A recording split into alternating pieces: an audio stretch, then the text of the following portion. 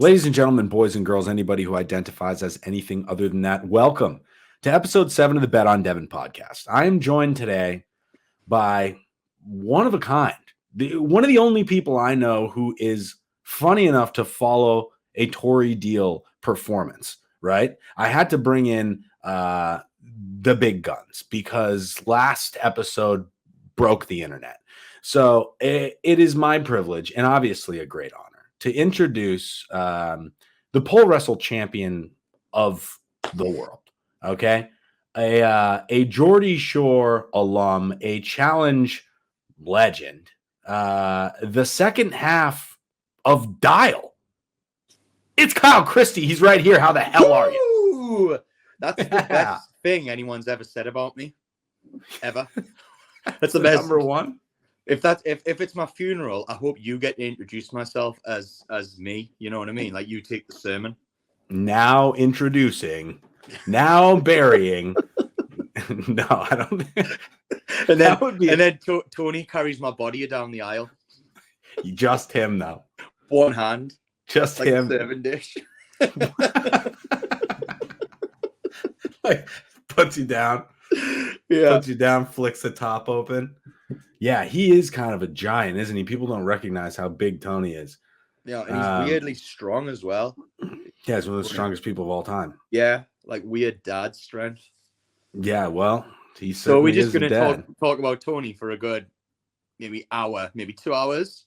I'd like to. We typically try to keep the interviews to about 25 minutes, but we can always go over if it's Tony time. We did 35 seconds introduction, and then we'll do 24 minutes and 25 seconds about Tony. That's pretty much it. We do have to make fun of Wes though too, because he came at me hard on this podcast. He said I was on his Rushmore of worst challengers. So I went to Hollywood with Wes recently, and You went to Harvard? Hollywood. Oh, Hollywood. I was like, what? No, you didn't. Yeah. And literally, he's the ugliest man alive. It's like every time you get a bunch of challenges and you put them together, it's like some hot challenges are hotter than each other. That's granted, you know. Like you get someone like, I don't know, Joss. Looks like he's been carved by angels. He's awesome. But then like Wes tries to go on with this like look of being like a homeless man, you know, like a really like. And he just gets away with it. It's incredible. It's his thing. I was talking to one of the challenge producers about it, and they were saying, yeah, I think it is his thing that he just looks like he's going to ask you for 20 cents all the time. He used to just bring a backpack to the challenges. Back when they would give you Under Armour clothes as well, Wes would just wear a backpack with that stupid puppy t-shirt on. That's what he would bring. Yeah. As a backpack for, you know, he usually does pretty well. At that time, the shows were 5-6 weeks long. Just a backpack. No big deal. Shout out Bergman. Crazy how he's got Amanda. Like, I just don't know how he's got her. Shout out Amanda. Yeah, she's awesome. She's really unbelievable. Nice person. She's great. Funny, smart. Everything Wes isn't. I will say this too about Amanda. This is one of the I don't know if it's not one of my proudest moments for sure, but it lives in infamy. I like to go to baseball games, and I'm very bored by the sport. I don't watch a lot of baseball. Hot dog in a ball game. Yeah. Hot dog in a ball game. Yeah, that's how hot dog in a ball game. One thing I wanted to do when I was in America, and we didn't do it. we would all try to talk like the Brits on Vendettas because it was the first time they had come, and everyone had a terrible fucking accent. And so Kyle will just say, "Oh, is this how I sound to you guys? Well, this is how you sound to me. Can I get a hot dog at a ball game?" Hey, I'm Devin. Can I get a hot dog at a ball game? This is Wes. I'm into microchip making, and I start up companies because I'm not clever enough to start a company myself. I just have to live off other people's great ideas. That's how Wes sounds. Then Johnny sounds like a California, like he's gonna sell you weed or something. He does. Hey man, How's it going, man? Yeah, that's basically how you all sound. We'll take it. There are different accents there, but I would say mine is probably the best. Hot dog, hashtag hot dog at a ball game. Back to Wes though. Again, God, the whole podcast about Wes and Tony. Well, that we kind of figured that. Me and Amanda and Wes and some of his friends go to a baseball game, a Kansas City Royals game, City of Fountains, by the way. There's like 25 fountains in that stadium. It's lit. And for whatever reason, I just started telling the left fielder that he had no cheeks. He just, for whatever reason, that was my chirp. That was the one I was using that day, was that you have no cheeks, you terrible ass. And just over and over and over to this poor fucking guy who's, you know, probably just came up from the minors. I had no idea who he was. He's wearing tight pants, and it spread like wildfire until all of the bleachers were pretty much telling this one poor kid that he had no cheeks. That's so happened to me before in the challenge, you know, Devin. That's happened to me. Do you know in Final Reckoning when you had to go home for obvious family reasons and stuff? I did. They've been making fun of your cheeks. Yeah. I did 2 eliminations while you weren't. Both sent me back to a redemption each time, and Johnny got the whole stand to shout that I had no cheeks because I don't have an ass. Yeah, it was really offensive. Wow. And I was in his alliance on his team as well. Yeah, and he was taking you down a notch. Yeah. Well, it turns out that I guess me and Johnny have the same chirps. I didn't know about this. Yep, we do. Well, I'm about to figure it the fuck out. Let's talk about the show a little bit. Mm-hmm. He's my new roommate. Yeah. How in terms of like producers, okay? Like, say you're a producer, you take yourself out of the show. Someone came in their pants. Yeah, let's TV Gold. They must have been thinking when they brought Johnny in. They must have been thinking, "Oh, this will be awesome if we can get Devin in a room with him," and then just worked out it happened. I think they thought it would have been awesome if they could get us in a room with each other, period. Not living together in a 2-person room. Just, can we get him in there to even just see what happens with a couple of beers?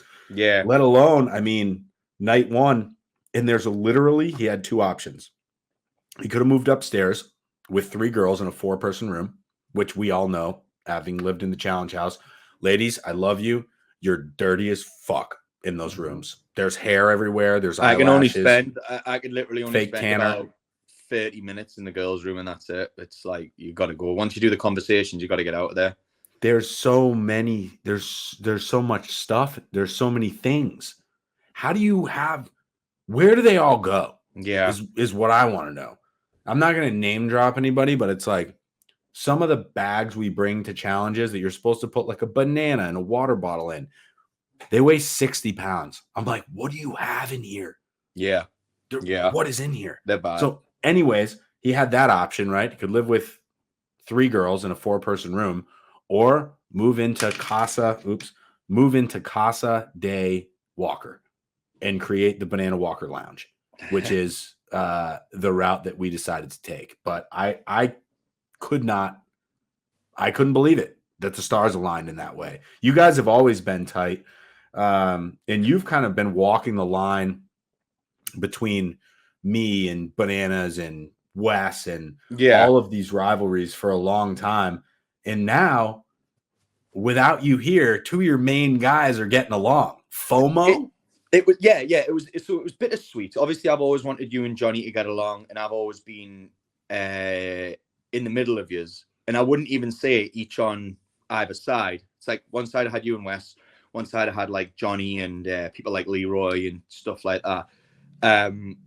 But to see us getting on, it was like, it's good for me. Obviously, it's good for my game as well. If I ever do a game with you guys, that's good for me. But at the same time, it was like, fuck, I wasn't there, you know, which kind of sucks. I didn't miss much about not doing the season, and that is one of the only things I did miss. Glad it happened though. Would rather it happened than didn't happen, and then you had a little fight and then it's all blew up again. That would have sucked for me in the future. No, that was an absolute no. There was no shot that I was going to, repeat a mistake of letting personal life issues impact the game. We've watched that over and over and over again. If you want to fuck yourself in this game, take things really personally. and bring real life into the game. If you want to fuck yourself, that's like number one is take everything super personally.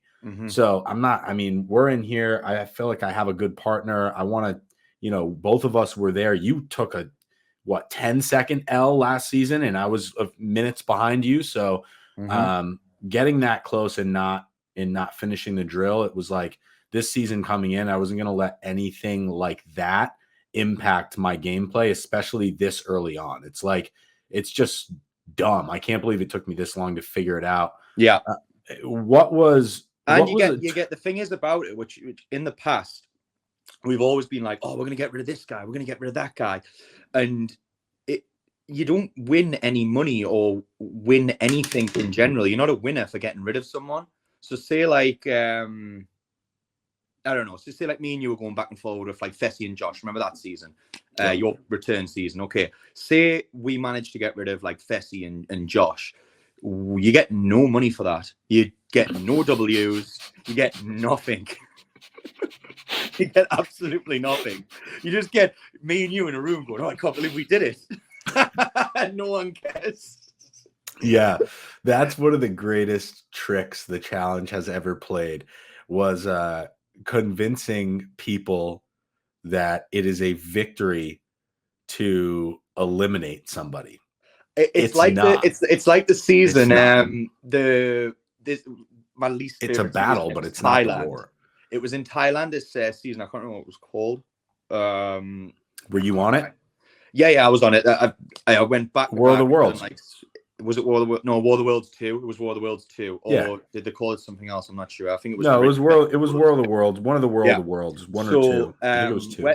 That was when Wes and Johnny were like, because Wes had just got rid of Johnny the season before. That was 2. They were going back and forth. It was horrible for me though, because obviously I was friends with Wes. I was friends with Johnny. I was towing the line. I didn't know where to go and who to be with. And it was really fucked up. But I remember Johnny masterminding getting rid of Wes straight away. Bear got rid of him. And then Johnny went home like 2 weeks later or something. And I remember like Johnny not really bothered about being eliminated and like didn't care. And I was just like, you don't get any money for getting rid of Wes, but it was like he won because he got rid of Wes. And it's just like, what the hell is the point in this? Yeah, there's those personal vendettas really only slow you down in this game. And definitely. Yeah. The fun when you're younger, but once you get a bit older, it's like, nah. Right. And it's fun when you're younger to an extent too. I don't care how fucking mentally tough you are. It is not fun to live in a house with someone that you're not getting along with. Yeah. Like it's fucking awkward. Yeah, you can vouch for that when you were going back and forth with Fessy and Josh. Oh yeah, really, I mean, I can vouch for that on literally every single season I've ever been on. Yeah, there's always someone that I'm just like, you want to know what? Fuck you. Yeah, and that's it. And I tried to get you. I tried to tell you not to do it, but you did something stupid, and now I have to hate you forever. Yeah. I don't know. I just didn't feel like that was necessary this season. You're gonna see too as these things start to develop. We see like the power of working together. So, obviously Johnny and Nani get an advantage in this episode by going last in the challenge, but they also get the advantage because several of us that had gone before them were able to give instruction as to where they should kind of put their weight to make the game as easy as possible. And, we see then again in the elimination where it's like how beneficial the crowd can be if it's on your side or not. So if you're working with people that have played this game before, that know the nuances of it, you're only increasing your chance at getting a little tip or a little trick that's going to potentially change the game in a bigger way. And if you're not doing that, if you're just fucking with, that's why all these rookies are like, oh, we're going to stick with the rookies. No spoilers. We'll see how that works out for you.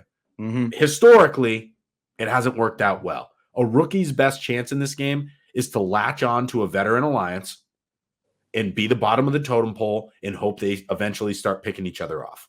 Yeah. Yeah, there's been a few like that, haven't there? There's been a few like that. Look at last season.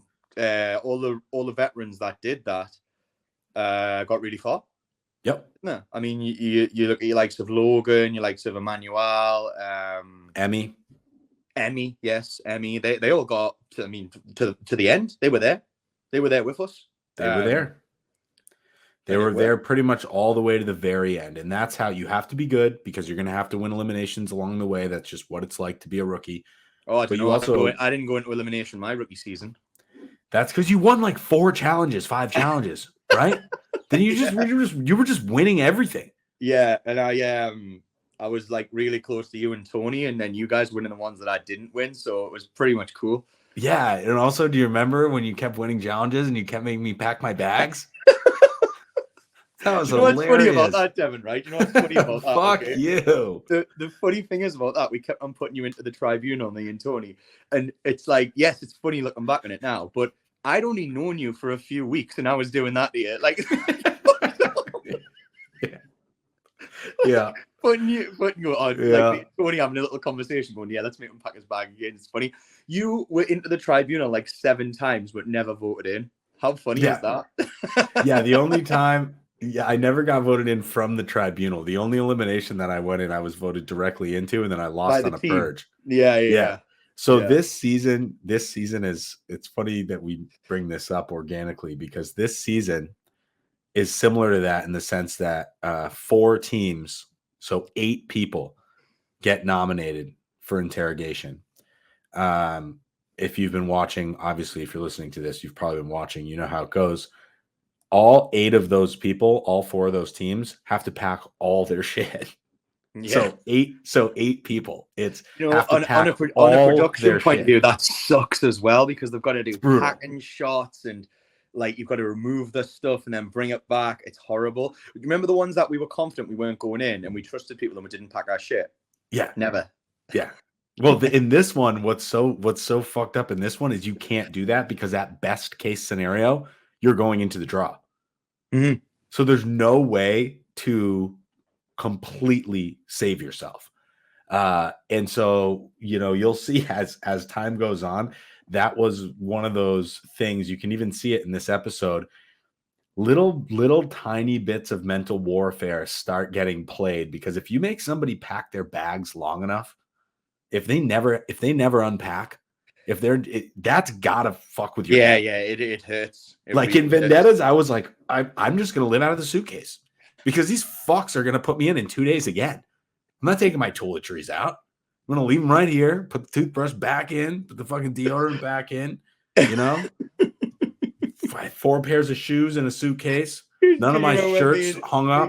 It was like just before the final, me and Tony interrogated you. And me and Tony were in the what you call it, like I don't know, the troika or whatever it was called. And you were across the road, like you were across the sitting room from us, and we were interrogating you. And we were like, "So, Devin, who's your closest alliances in this game? Have you got anyone?" And then you looked at me and Tony and went, "Well, apparently, fucking not."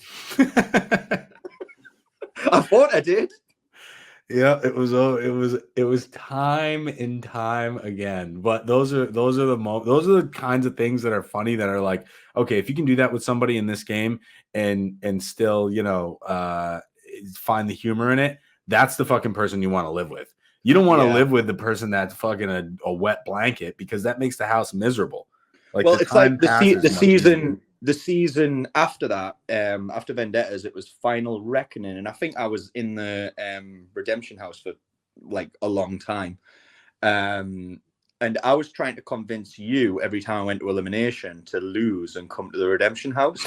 And every time someone came through the door, looking back on it now, I was a selfish young man. Looking back on it now, I should have been like, "Oh, I want Devin to win. I want him to do this for his family. Like, this will be great. Like, I need him to win." No, I was a young, drunk fool, and I was in here. But I hope he lost his elimination night, so he comes through the door. Get him in here, so he pops his little head in. Yeah. That's hilarious. This is another thing that I want to go over, because we have been in an alliance for quite some time now, and I've told you time and time before that it eventually would come to an end, and there was really only one way to ruin it, and you did that by having a child. Yeah. Okay. So selfish. Let's talk about crew. Yeah. The reason why we are no longer in an alliance. Aligned? Well, it's because, I mean, you know as well as me that you can't trust anything I say now because I'm just going to put him before you. That's correct. Or am I? I've said it 1,000 times. I told Amanda the same thing. I said, Amanda, I can't trust you and I can't be mad at you anymore because you have a kid. So you have a built-in excuse that if I get mad at, I'm a dickhead. I'm not setting myself up for failure here. That's it. I'm fucking out. No, I'm kidding. But am I or am I not? Yeah. I don't know. All you people with kids better watch out. It's not about money for me. So any decision I make in the challenge is just to win. We don't really care about the money. It's more like, yeah, but you want to now. You want to win more. Now you want to win more so crew has a champion dad. Yeah, that's it. Just starting to say I didn't waste my time. Like I was there for a reason. Yeah, abandoned him for about 8 months so far. he's only a year old. Yeah. I'm still trying to do the maths if it works out his mind. I'm just trying to like add them up with my fingers. Like, does this work out? It happens every time. We just can't not go off the rails here on Bet on Devin. God damn it. I'm pretty sure he's yours, bro. Have you seen him? He's got your fucking face. Vicky just shouted "fuck you" from the other room. You just went "fuck you." You gotta put some of those photos of putting facial hair on crew on the internet. Yeah, because those are. I'll get them up. So those after are this electric. podcast goes out, this podcast will go out. If everyone who is listening to the podcast just wants to message me for photos of, I've edited a mustache on my baby, and that's basically what I've been doing with my time off. Some people work out, some people get jobs, some people start businesses, and I've been putting mustaches on my son. It's funny because it's true. Yeah. And then send them to Devin. He actually has been doing this. We've been doing that's one of the cooler things Dial does actually is edit photos. Remember when I edited me into the pool with you and Dale? Yeah. Dale's Kyle's dad. Yeah. Sent me a photo of him and Dale in a pool. So I just put myself also in the pool. That's a good photo. I'll put that out there eventually. My dad was so drunk. The next day I showed him the photo and he was like, did we see him last night? I went, no, he wasn't in southern Spain. It's like, it's not even the best edit either. The best. It's terrible. Yeah. Don't look real at all. Shout out Dale. Dale's a legend. All right, we're at a 23-minute mark, which is about the time we like to transition into betting on sports. Okay. That was a riveting conversation. Oh, wait, before we do this, I need you to give me your Mr. Potato Head of the challenge. But I'm not going to do the boring one like I do with everyone else because you're not boring. So I'm going to give you 4 attributes, right? Let's go humor, looks. Again, this is Mr. Potato Head. Okay. Humor. So it's like the best thing of every, like, best attribute. How you build. You can repeat people if you want. Okay. But you got to pick an attribute from somebody and put them on the Mr. Potato Head. So we're going to go humor, looks, athleticism, in general athleticism, and let's just go with drinking ability. So let's go. We're gonna go with humor first. Who do you got? Humor. I would probably say Tony. Yeah, 100%. Me too. I think probably me too. I think probably Tony.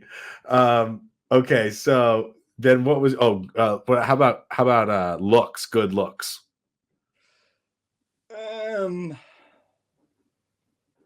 Tony. I would go with Tony again. Best looking man that's ever did it. Sorry, Joss. How about athleticism? So there was a guy that I did my first 2 seasons with. His name's Tony. I'd go with him. Okay, so we got Tony, and Tony. Yep. Okay, yep. And so the last one. I forget what I said. I think it was Athleticism, sense of humor, and then what's the fourth drinking one? ability. Drinking ability. Well, I'd probably say Tony. I'm gonna go with the T-Dog. I'm gonna go with Tony. All right, you heard it here first. Kyle's Mr. Potato Head of the challenge for his time on this podcast. His 4 answers were all Tony. And on a side note, if you asked me puzzle-wise, I would have probably said Tony as well. Tony. Or ability to eat. Yeah. Tony, come back. We miss you. Stop hiding. Yeah. He's the man. Let's talk about the chat that we have with Tony on Instagram, where he responds once a year. And the rest of the time, it's us just telling him to stop hiding. Yeah. So it's like a group chat, and it's like me, Devin, and Tony, the 3 of us. And it's just basically he like replies on Christmas Day, and then like the 4th of July. That's it. It's the 2 times he replies to us. And it's just a big thread of messages of me and Devin just talking, like Tony's involved in the chat. Keep sending him photos of himself too. I send him his own stories. I'm like, have you seen this? It's him. If Tony agrees to start doing the challenge again, I swear to you heard it here first. I'll come back. I'll sign the contract for free. I'll just do it. I'll just do one and follow him around. I'll do one for free if Tony does it. Yeah. I'll do one for free. Yeah, 100%. Yeah. Honestly, BMP, they give me a lot. I deserve to give them something back. BMP, if you're out there, if you're listening to this, you can give Tony my salary if he comes back. 100%. You can give him mine as well. As long as 3 of us are on one season together, that'll be.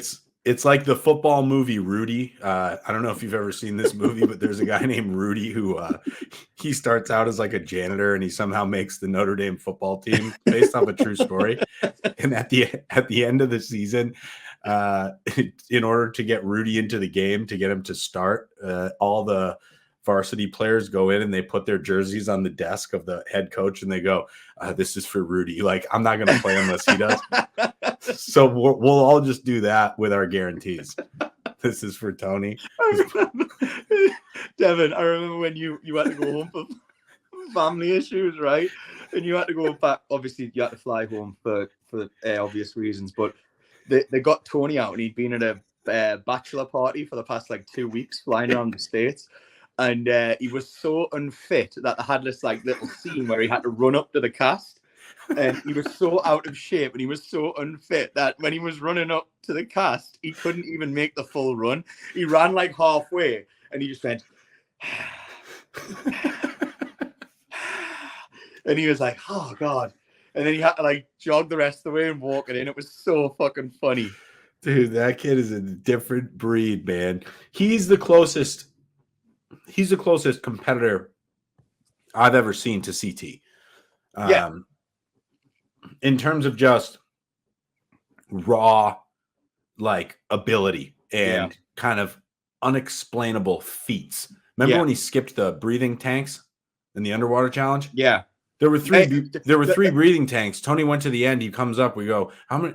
He was like, "How'd you get here so fast? What did you think of the breathing tanks?" He goes, "There were breathing tanks." Yeah. So I was talking about this in LA with someone when I was in LA last week, and I spoke about it with them, and they couldn't believe that he skipped the breathing tanks. It's like it's little stuff like that makes them good. I mean, look, remember CT from last season when we were doing the one me and Emmy failed it terribly. Me, Emmy, and CT were partners. Oh yeah, you had the heights over the water with the little missiles. We had to. It basically came down to like you had to have agility and also balance. Yeah. CT was the biggest guy on the cast. Yeah, give or take, probably the biggest. Yeah, definitely the biggest guy in the cast, and he did it. And like it worked out 7 times. I fell so much because if I grabbed one of the I can't remember what they're called, like bombs or something. Canisters. Yeah, canisters or something like that. It would have worked out worse.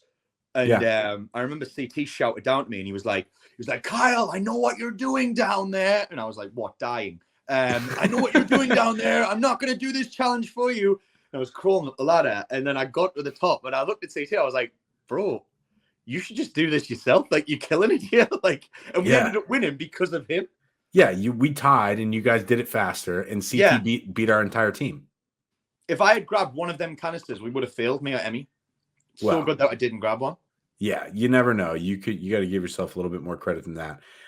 Speaking of credits, I've got some that are burning a hole in my online betting account. Okay. Signed up, got a little bonus, ready to put it all on the Kyle Christie parlay. We were going to talk about what we call soccer, what you call football. We're not. The only thing that we're going to say is that we've got real football, okay? Oh, football gets played on Sundays. The ball gets thrown in the air. People score touchdowns. I can't defend myself because everyone who listens to this podcast is going to be into American football. So whatever. There's actually a fair amount of soccer, European soccer club fans that I follow on Twitter. Biggest sport in the world, I imagine, and we're right in the cusp of the World Cup. Who do you got in the World Cup? Let's start there. Who actually thinks winning it all? If it's England, it's fine. You can say. I would like to say England, but we're not playing so good at the minute. But I would say, out of everyone who's playing, I would say France have got the best opportunity to win. Yeah, they have a good division too. I think. I think they're in there with the US. At the minute, all the players are awesome. Okay, so here's what we like to do on Bet on Devin with people that don't know much about American football. We go prime time games only, okay? We're talking about Thursday night. Then we're talking about Sunday night. And then we're talking about Monday night, all right? I'm just giving you the mascots. You're going to pick whatever team. Well, you like geography. Do you want to know the cities and the mascots, just the cities or just the mascots? I want to know the cities and the mascots. You want to know the full team name? Yeah. Okay. Well, game 1, Thursday night. Do you want, okay, you're just picking an outright winner here, the New Orleans Saints or the Arizona Cardinals? New Orleans Saints, that's where Tony's from.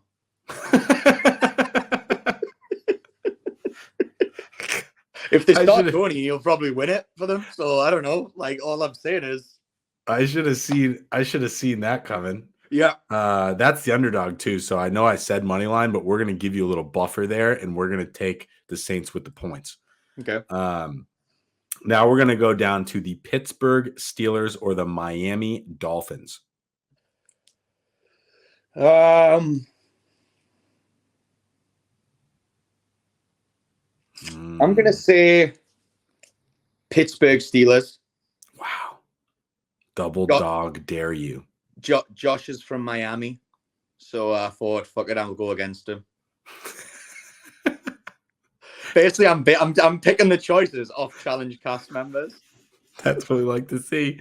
Which leaves us with the Monday night game: the Chicago Bears or the New England Patriots. Where's the New England Patriots again? Where's that? Like, what's that next to? That's you, isn't it? It's New England. It's where you're from. Correct. Yeah. But it's also where Old England settled. Yeah, which is why they called it. Yeah, that I kind of worked New England.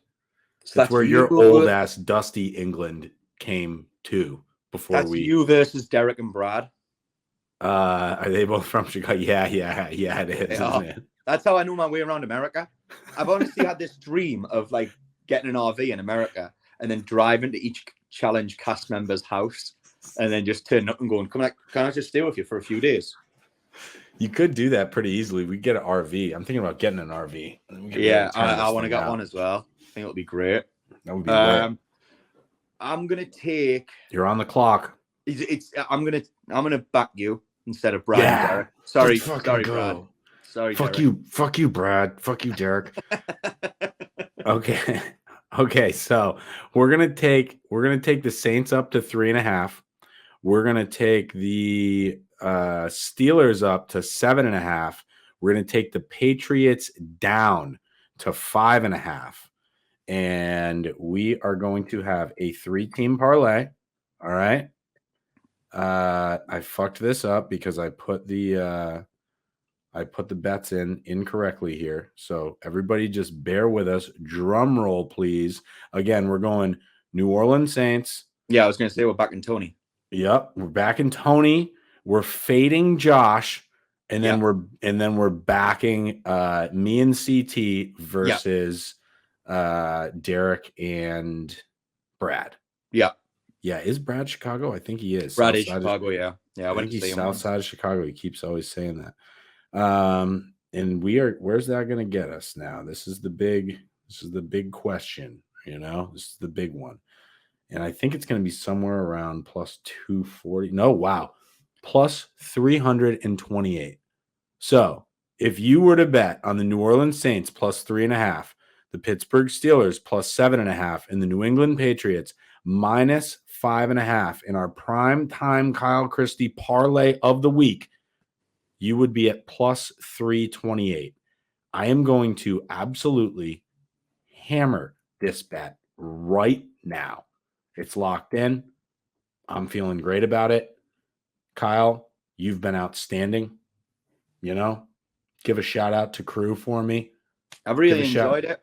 Yep. Give a shout to your queen for me. We were talking about Wes and Amanda for a little while. How'd you get Vicky? I don't know. I don't know. We're not sure. No, I'm not positive. I'm not sure. I'm not positive. I keep wondering what's happening here. Sometimes when she gets ready for a night, I look at her and go, God, you're gonna wise up one day and realize you can do far better than me. Oh yeah, we could only hope not. But that's just a fucking, and you have a dog too. Yeah. Jesus, Kyle's got a whole fucking family. Oh, look, there he is. That's the exact same photo that Dale sent you to prove that he walked the dog. Yeah. He never walks the dog. He just pretends he does. He just sends me photos of the dog. I'm like, Dad, can you walk the dog while I'm away? Because I went to visit my best friend in LA recently.